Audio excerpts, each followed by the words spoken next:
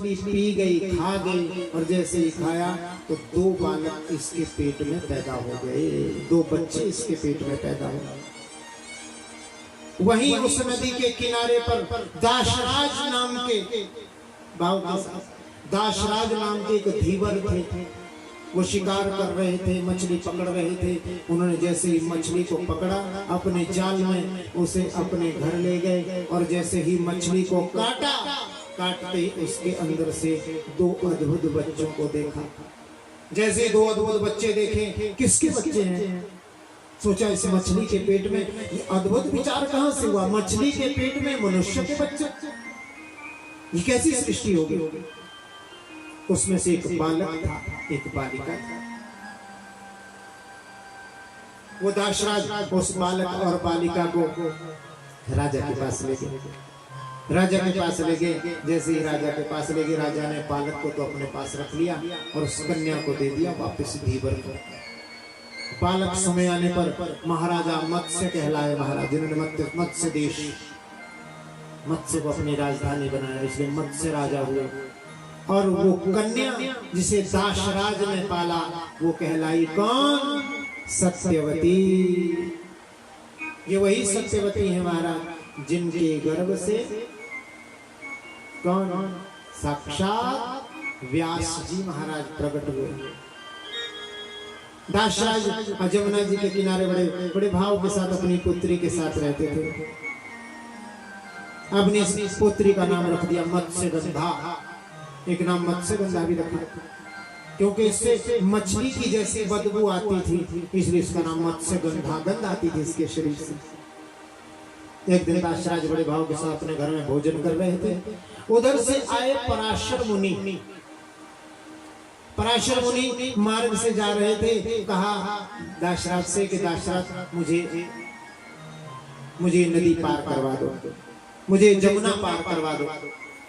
दाशराज ने कहा मैं तो भोजन कर रहा हूँ। अपनी पुत्री से कहा पुत्री मत्स्यगंधा सत्यवती जाओ महात्मा को जमुना जी के पार करवा दो। ये जवान की युवती थी, संत के साथ भेज दिया। पहले का समय था निर्भीक होकर संतों के साथ अपनी कन्याओं को लोग भेज दिया करते थे, संतों के ऊपर विश्वास था। और जैसे ही भेजा, जमुना को पार करने लगे थे। एक तरफ महाराज पराशर बैठे थे, एक तरफ सत्यवती उस नाव को चला रही थी। और चलाते चलाते आंखें बंद करके महाराज पराशर बैठे थे। उसी समय उनके हृदय में, उनके मन में एक भाव उत्पन्न हुआ। उसी समय माता का आदेश हुआ, और आदेश में कहा हे पराशर, इस समय यदि सत्यवती गर्भ धारण करेगी तो इसके गर्भ से साक्षात पुराणों को जानने वाला और भगवान विष्णु के कलावतार रूप में व्यास जी उत्पन्न होंगे, एक संतान पैदा होगा। और जैसे ही महाराज पराशर ने सत्यवती के सामने अपना ये भाव रखा, पहचान गई सत्यवती। पराशर जी का मुख देखकर कहने लगी। सत्यवती ने समझाते हुए कहा महात्मा धैर्य करो, महाभागम परम पारम नयामि। आप धैर्य करें, मैं आपको जमुना पार छोड़ देती हूँ। आपके द्वारा इस प्रकार की दृष्टि उचित नहीं। कहाँ मेरा दुर्गंध वाला ये शरीर, कहाँ आप तपस्वी ब्राह्मण, और ब्राह्मण होने के बाद भी जब आप मुनि कामासक्त हो गए हैं, तब कन्या दिवस तक सभी लोग देखने की आशंका करने लगी, ये सोचने लगी कि आप कामासक्त हो गए महात्मा, ये आपके लिए ठीक नहीं। मेरे शरीर से दुर्गंध आ रही है, और कहाँ आप तपस्वी ब्राह्मण। ऋषि ने कहा देवी मेरे मन में कोई काम भावना नहीं, मेरे मन में कोई दुर्विचार नहीं, ये तो माता का आदेश है और उस भगवती की आज्ञा है कि इस समय यदि तुम गर्भ धारण करोगी तो तुम्हारे गर्भ से साक्षात पुराणों को जानने वाला बेटा पैदा होगा, भगवान विष्णु का वो अवतार होगा। इसने कहा कि प्रभु ये तो दिन का समय है और इस समय सभी लोग देख ही रहे हैं, तो आज भगवान ने पराशर ने सुंदर कोहरे का निर्माण किया और कोहरे से चारों ओर अंधकार छा गया। और जैसे ही अंधकार छाया, सत्यवती ने 3 कामनाएं रखी। सत्यवती ने कहा कि हे मुनिवर ठीक है, यदि मेरे घर में भगवान यही चाहता है कि मेरे उधर से इस समय बालक पैदा हो, तो मेरे 3 वचन है, मुझे 3 वरदान दीजिए। बोले कौन कौन से? के कन्या व्रतम न मे हंता तथा गुरु द्विजोत्तमा पुत्रश्च तत्समाकामा भवेत् अद्भुत वीर्यवान। यदि आप मुझे कुछ देना चाहते हैं, मैं आपसे 3 चीजें मांगती हूँ। पहला तो ये कि मैं अभी कन्यात्व है, मैं अभी कन्या हूँ और मेरा कन्यात्व नष्ट ना हो। दूसरा वरदान मांगा कि आपके समान पुत्र हो, और तीसरा वरदान मांगा कि यह कार्य जो अभी हुआ है इसके बारे में कोई जान जा सके, किसी को पता ना चले। बोलो जगदम्बा मैया की। पराशर ने भी उनकी शर्त अनुसार अनुमोदन किया। और हे शौनकादि ऋषियों, इसी प्रकार से बड़े प्रेम के साथ आज उसी द्वीप पर, उस नदी के मध्य में द्वीप पर पराशर जी के अमोघ तेज से, सत्यवती के गर्भ से पुराणों के वेता समय अनुसार अमित तेजस्वी बालक पैदा हुआ, जिसे हम श्री कृष्ण द्वैपायन वेद व्यास भगवान के नाम से जानते हैं। बोले वेद व्यास भगवान की। द्वीप के ऊपर वो उत्पन्न हुए थे, इसलिए उन्हें द्वैपायन कहा गया। कृष्ण की तरह उनका शरीर था, इसलिए श्री कृष्ण कहा गया। वेदों का अभ्यास किया, इसलिए उन्हें वेद व्यास कहा गया। और ऐसा वर्णन आता है कि पैदा होते ये भी जानने लगे, और जैसे ही जानने लगे सत्यवती ने कहा पुत्र कहाँ जा रहे हो? व्यास जी ने कहा माता, जीवन के किसी भी समय, किसी भी संकट की परिस्थिति में जब भी आप मेरा स्मरण करेंगी, मैं उपस्थित हो जाऊंगा। ये वचन देकर व्यास जी महाराज वहां से चल पड़े। उन्हीं सत्यवती तनय व्यास जी ने वेद का विभाजन किया है। शौनकादि ऋषियों पुराणों की रचना की। सुमंतु, जैमिनी, पैल, वैशम्यपायन आदि पुत्रों को और अपने पुत्र सुखदेव को भी पढ़ाया। द्वीप पर जन्म लेने से द्वैपायन कहलाए। इन्हीं के वरदान से और इन्हीं की कृपा से अब शौनकादि ऋषियों ने पूछा, और ऐसा भी वर्णन है देवी भागवत इसके अंतिम अध्याय में कि जो मनुष्य माता सत्यवती के इस जन्म की और भगवान श्री वेदव्यास भगवान के, जो भगवान विष्णु के अंशावतार हैं, इस जन्म की कथा को जो कोई सुनता है उसकी कभी दुर्गति नहीं होती, उसको कभी दुर्गति नहीं भोगनी पड़ती, सब पापों से वो मुक्त हो जाता है। बोलो जगदम्बा मैया की। शौनकादि ऋषि ने पूछा कि माता व्यासस्य प्रोक्ता, आपने कहा सत्यवती ने, आपने कहा कि सत्यवती के गर्भ से व्यास जी पैदा हुआ, फिर सत्यवती को शांतनु कैसे प्राप्त? एक तरफ कहते हैं कि सत्यवती शांतनु, महाराज शांतनु की पत्नी भी रही है, ये कैसे हुआ? कृपा करके उन्हें विस्तार से बताएं। शांतनु की पहली पत्नी कौन थी? एक तो सत्यवती पत्नी थी, लेकिन महाराज शांतनु की पहली पत्नी कौन थी? उसके बाद हमने सुना है कि भीष्म का जन्म भी हुआ था। फिर महाराज पितामह भीष्म का जन्म किसके गर्भ से हुआ? सत्यवती के गर्भ से हुआ कि पहली पत्नी के गर्भ से हुआ? शौनकादि ऋषि पूछ रहे हैं प्रश्न, कृपा करके विस्तार से बताओ। और हमने सुन रखा है कि भीष्म पितामह ने विवाह नहीं किया था। यदि पितामह भीष्म ने विवाह नहीं किया था तो फिर राज्य किसने संभाला? पितामह भीष्म तो शांतनु के पुत्र थे, उन्हें राज्य क्यों प्रदान नहीं किया? तो अभी हम महाभारत की बड़ी सुंदर सुंदर कथाएं हैं महाराज, तो कृपा करके हमें बताएं। तो आज शौनकादि ऋषि कहते हैं कि पूर्व समय में इक्ष्वाकु वंश में एक परम प्रतापी राजा थे जिनका नाम था महाभीष्म। क्या नाम था? महाभीष्म। जयकारा लगाओ जोर से, वो कथा समझ सको। महाभारत की कथा है। अब हम अपने स्थान तक पहुंच गए महाराज, जहां मैंने आज पहुंचना था। बड़ी मुश्किल हुई आज यहाँ तक पहुंचना। आज मैं सोच रहा था कि शायद ही हम यहाँ तक पहुंच पाएंगे, पर आप भी दृढ़ता से बैठे रहे और अपने राम भी सुनाते रहे, जैसे कैसे सुनाया। बस आज की आप महाभारत की परम पावनी कथाएं शुरू होंगी। इसके बाद माता की बीज मंत्रों की कथाएं शुरू होंगी।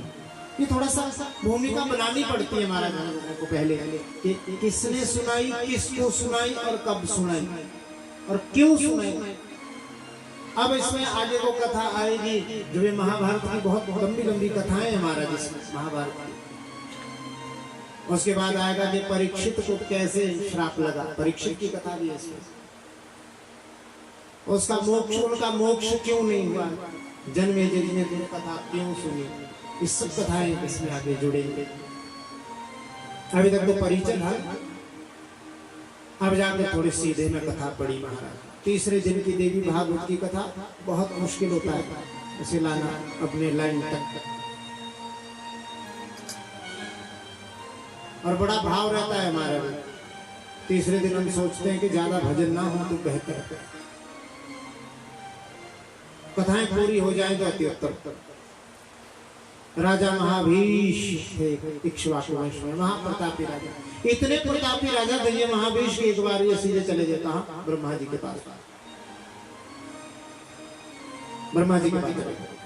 और ब्रह्मा जी के पास पहुंचते वहां पर सारे देवता इंद्र, अग्नि, यम, नैऋत्य, वरुण, कुबेर, सारे के सारे देवता वहां पर बड़े भाव के साथ विराजमान थे। ब्रह्मा जी, मां गायत्री, सावित्री, सरस्वती उनके साथ विराजमान थी भाव के साथ। गंगा भी वहां पर बैठी हुई। कौन? गंगा जी, माता गंगा भी वहां बैठी हुई। शास्त्रों की चर्चा चल रही थी भाव के साथ, नाना प्रकार का सत्संग चला हुआ था। फिर सत्संग के बाद मनोरंजन का कार्य होने लगा, नृत्य आदि होने लगे अप्सराओं का। अब जैसे सब कुछ होने लगा उसी बीच में महाराज महाभीष पधार गए। जैसे वो पधारे सभा में बैठे, एक दूसरे को देखा किसने? गंगा जी ने और महाराज महाभीष ने एक दूसरे को देखा, और एक दूसरे को देखा तो देखते ही रह गए। एक दूसरे को देखा तो देखते ही रह गए। इतने प्रतापी राजा ब्रह्मलोक में पहुंच गए, धरती लोक से एक दूसरे को देखने लगे, देखते रह गए। उतनी देर में ऐसा वर्णन आता है, शौनकादि ऋषियों को संबोधित करते हुए सूत जी महाराज कहते हैं, ऐसा वर्णन होता है एक पवन का झोंका आया जिससे माता का पल्लू नीचे गिर गया। सभी देवताओं ने तो अपनी आंखें नीचे कर ली, लेकिन महाभीष और गंगा एक दूसरे को देखते ही रह गए। और जब ये दृश्य ब्रह्मा जी ने देखा, ब्रह्मा जी ने जैसे ही ये दृश्य देखा, क्रोध आ गया ब्रह्मा जी को। राजाम भीष्मस्ताम तुलशंकम समपश्यत् निशंस महाभीष। ब्रह्मा जी ने दोनों को देखते हुए कहा, और हे गंगा, ये स्वभाव ब्रह्मलोक का नहीं है।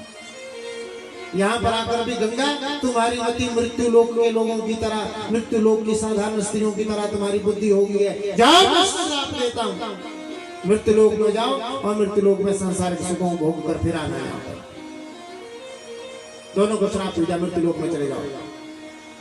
वहीं भी ये जो महाभीष थे ना, समय आने पर यही महाभीष शांतनु हुए,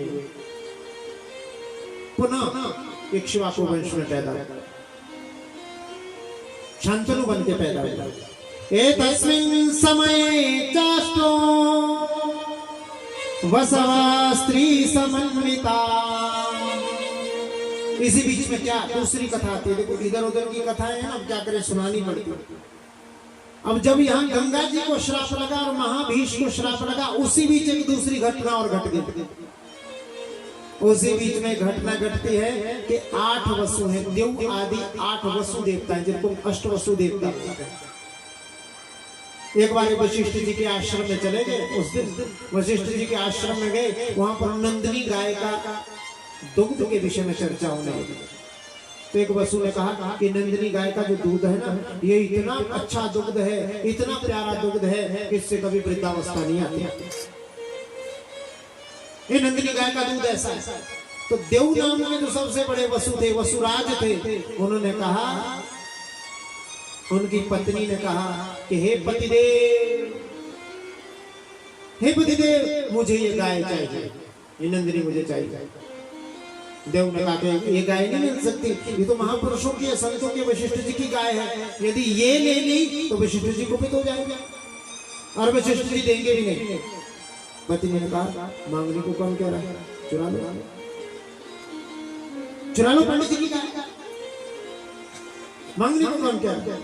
और ये सारे वसु मिलकर सारे वसु तो कहने लगे देव नाम के सबसे बड़े वसु से कि ये काम ठीक नहीं आप जो कर रहे हैं।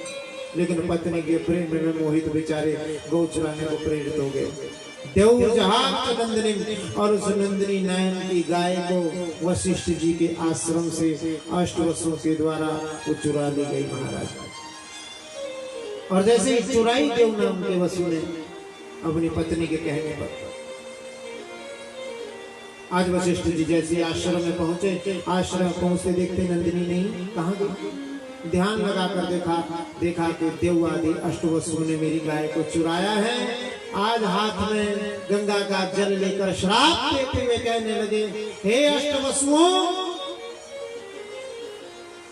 तुमने जो कार्य किया है ये कार्य किसी देवता का नहीं, तुमने तो मनुष्य की तरह चोरी करने का निकृष्ट कार्य किया है, और वो भी एक गऊ का। जाओ अष्टवसुओं, मैं तुमको श्राप देता हूँ, मनुष्य सा कार्य किया है ना, मनुष्य योनि में पैदा होगा।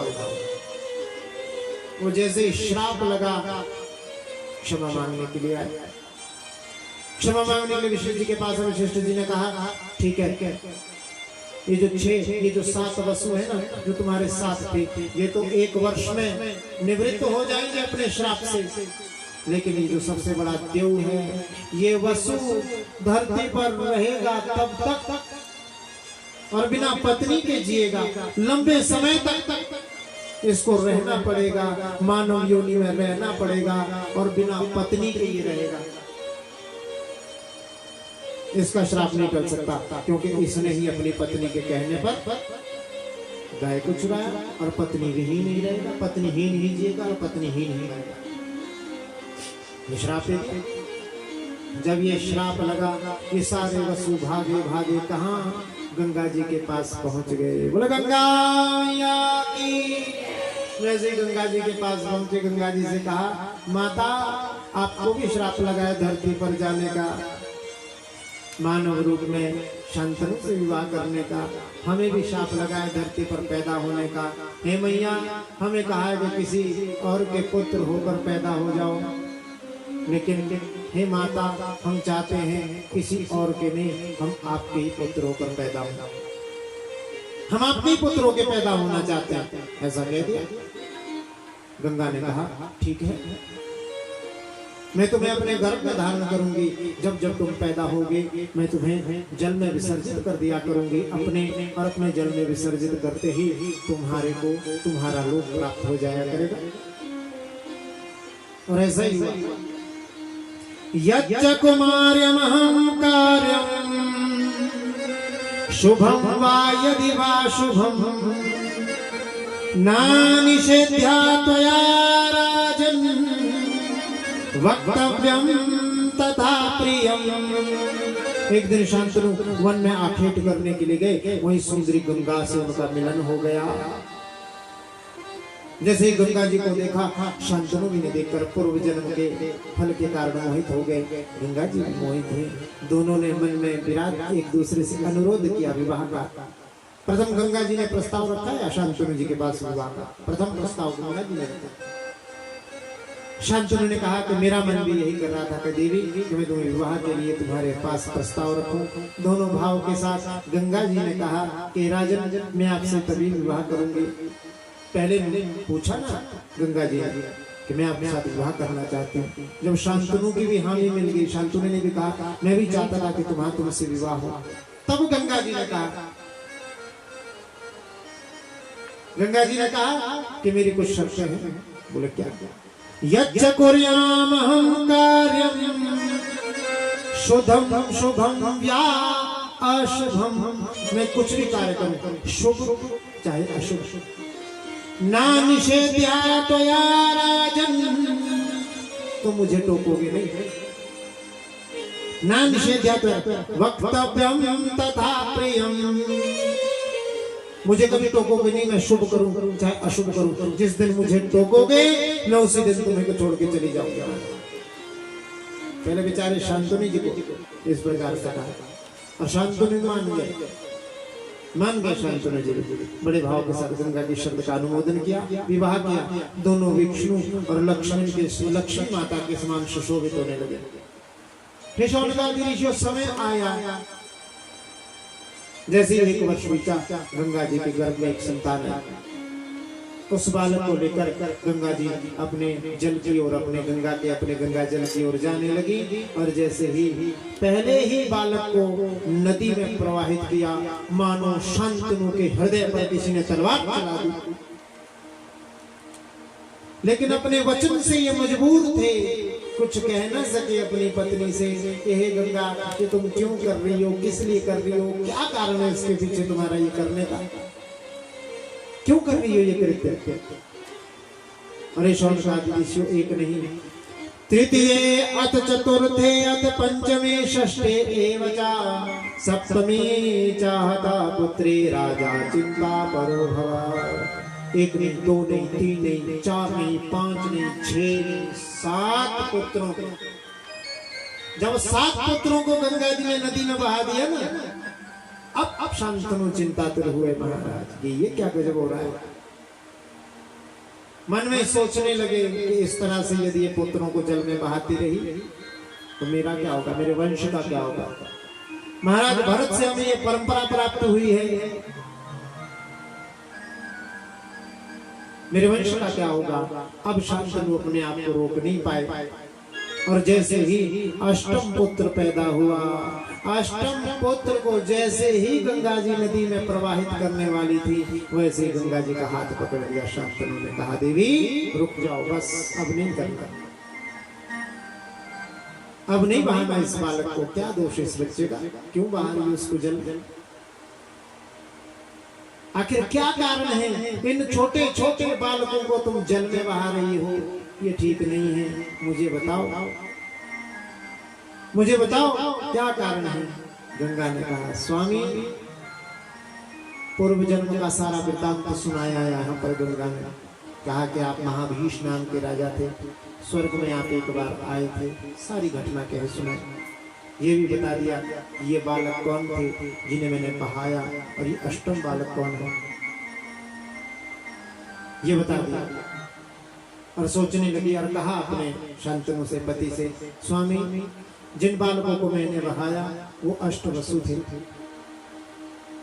उनमें से 7 को तो मैंने मुक्ति प्रदान कर दी क्योंकि उन्होंने मुझसे प्रार्थना की थी, परंतु लगता है जो अष्टम वसु है इसका अभी समय इस धरती पर है, आपने मुझे टोक दिया, इसलिए मैं जा रही हूँ।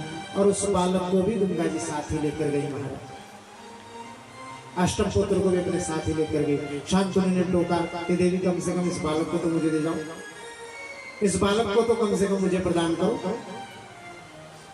जब इस प्रकार से कहा कि ये बालक मुझे प्रदान करो, गंगा जी ने कहा, स्वामी अभी इसका समय नहीं आया, जब इसका समय आएगा मैं समय आने पर ये बालक आपको अवश्य प्रदान करूंगी। ऐसे ऐसे करते ही गंगा उस बालक को लेकर अपनी नदी में विलीन हो गई। बोलो जगदम्बा मैया की, बोलो गंगा मैया की।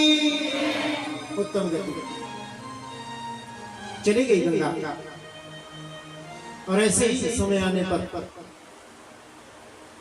शांतनु का हृदय नहीं लगता था, मन नहीं लगता था इनका, तो खिड़की के अपने कक्ष के झरोके से छोटा सा झरोका था, वहां से गंगा जी को देखते रहते थे। प्रतिदिन ये सोचते रहते थे कि शायद आज गंगा वापस आएगी मेरे पुत्र को लेकर, आज गंगा मेरे पुत्र को वापस लेकर आएगी। ऐसा करते करते एक दिन क्या हुआ, विचित्र दृश्य शांतनु जी महाराज ने देखा कि गंगा के प्रवाह को किसी ने अपनी बाणों से रोक दिया। महाराज गंगा के प्रवाह को अपने बाणों से ही रोक दिया, गंगा की गति को अवरुद्ध कर दिया। और जैसे ये दृश्य देखा, भागे भागे शांतनु धनुष और बाण लेकर निकल पड़े। कहां? बोलो, गंगा जी की ओर। और जैसे ही उस बांध को तोड़ने के लिए अपने धनुष पर बाण चढ़ाया और प्रत्यंचा खींची, वैसे ही गंगा जी प्रकट हो गई। बोलो गंगा मैया की। जैसे गंगा जी प्रकट हुई, गंगा जी ने कहा, स्वामी क्या कर रहे हैं आप?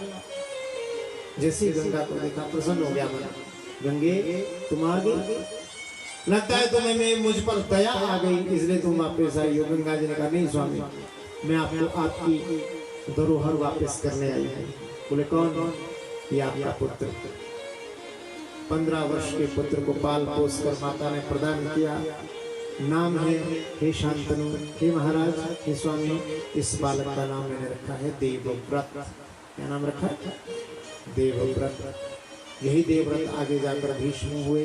कैसे हुए, क्यों हुए, कब हुए, इच्छा मृत्यु का वरदान किसने दिया, ये सब प्रसंग आप कल की कथा में श्रवण करेंगे। बोलो जगदम्बा मैया की। तो यदि ये प्रसंग सुनना हो, कल से बड़ा आनंद आएगा कथा का। अब कल से सीधी सादी कथा है, अब इधर उधर की कोई कथा नहीं। महाभारत की बड़ी प्यारी प्यारी कथाएं कल के दिवस में हम करेंगे। तो भाव से आप सभी ने समय पे आ जाना। भाव से कथा श्रवण करने के लिए ठीक 1 बजे, ठीक 3:49 या 50 मिनट पे हम कथा को समाप्त कर देते हैं। 10 मिनट पहले, 10-1 मिनट तो भूमिका आदि बनाने में और भाव के साथ 10-1 मिनट अंतिम प्रसंग आदि में लग ही जाता है, आरती आदि में लग ही जाता है। आज आपने भाव से, आज से हम महाभारत की और माँ की अनन्य कथाओं में प्रवेश करने जा रहे हैं। आज भी हमने माँ के 2 चरित्र जो श्रवण किए, उन चरित्रों को माँ के चरण में अर्पित करते हुए आइए सब भाव के साथ आप सभी अपना सबको सिस्टम बंद कर दीजिए। भाव के साथ सबने आंखें बंद करना। मैं यहाँ से स्तुति कहूँगा, आपने माँ से प्रार्थना करना। हे माँ, जो मैं कहूँगा वो सब आपने मन ही मन में आपने दोहराना है। माँ से प्रार्थना करना, आपने ये सोचना कि माँ साक्षात आपके आगे बैठी हैं और आप उनसे प्रार्थना करनी है। बोल जगदम्बा मैया की। आप सभी आंखें बंद करके प्रार्थना करो माँ से। जो बाहर कोई मेरी आवाज सुन रहे हैं, सब आंखें बंद करके माँ महिषासुरमर्दिनी के चरणों में अपना मन लगाएं और माँ से प्रार्थना करें कि हे अम्बे, आप सभी मंगलों को मंगलमय बनाने वाली हो माँ। हे कल्याण स्वरूपा और हे सभी मनोरथों को पूर्ण करने वाली माँ। आप ही शिवा हो, आप ही लक्ष्मी हो, आप ही ब्रह्मणी हो माँ। हे शरणागत वत्सला माँ, आपको मेरा कोटि कोटि प्रणाम। आपको हम सभी का कोटि कोटि प्रणाम। हे माँ, आप इस संसार की आश्रय हैं। हे माँ, आप ही सर्वज्ञ हैं। हे माँ, आप ही सर्वशक्तिशाली हैं। हे जगदम्बा, भक्तों को विजय देने वाली माँ तथा मंगल करने वाली माँ, आपसे हम सभी का ये निवेदन है कि आप सब प्रकार से हम सभी का मंगल करें। हे जगदम्बा, आपको हम सभी का कोटि कोटि प्रणाम। आपको हमारा कोटि कोटि प्रणाम। हे भगवती, आप सभी कामनाओं को पूर्ण करने वाली हो। आप ही हमारे पुण्य का बीज हैं। आप ही आद्या शक्ति हैं। आप ही सभी को समृद्धि देने वाली हैं। हे माँ, आपसे प्रार्थना है कि आप मुझे, हम सभी को सभी इष्ट पदार्थ प्रदान करने की कृपा करना माँ। और सबका मन आपके चरणों में लगा रहे, सबको सद्बुद्धि देना माँ। आपको हम सभी का कोटि कोटि प्रणाम। हे माता, आप काल स्वरूपा हैं, आप संख्या स्वरूपा हैं। आपकी शक्ति के बिना कोई व्यक्ति कोई भी संख्या गिनने में समर्थ नहीं है। इसलिए हे माँ, ऐसा यदि सामर्थ्य चाहिए, ऐसा यदि कृपा चाहिए, तो हे माँ, आप हमें ये कृपा प्रदान करो। हम सभी आपसे कृपा चाहते हैं। हम सभी का आपके चरणों में कोटि कोटि प्रणाम। हम सभी का आपके चरणों में कोटि कोटि प्रणाम। हम सभी का आपके चरणों में कोटि कोटि प्रणाम। बोलो जगदम्बा मैया की। इस प्रार्थना के साथ सभी यजमान वृंदों का, आप सभी का भी भाव, आप सभी को भी अनंत अनंत आशीर्वाद व्यासपीठ से। कथा के आयोजकों के लिए, समस्त क्षेत्रवासियों के लिए, युवक मंडल कमेटी वाले सभी सदस्य, आप सभी को माँ का कृपा का अपूर्व अनुभव हो, ऐसा ही आशीर्वाद, ऐसे ही प्रार्थना माँ से इन शब्दों के साथ, इन वचनों के साथ वाणी को विराम भाव से आरती होगी। आरती में सभी सम्मिलित होना, प्रेम के साथ माँ की आरती गाएंगे। बोलो जगदम्बा मैया की। बोलो महिषासुरमर्दिनी मैया की। बोलो ज्वाला मैया की। जय जय श्री राधे।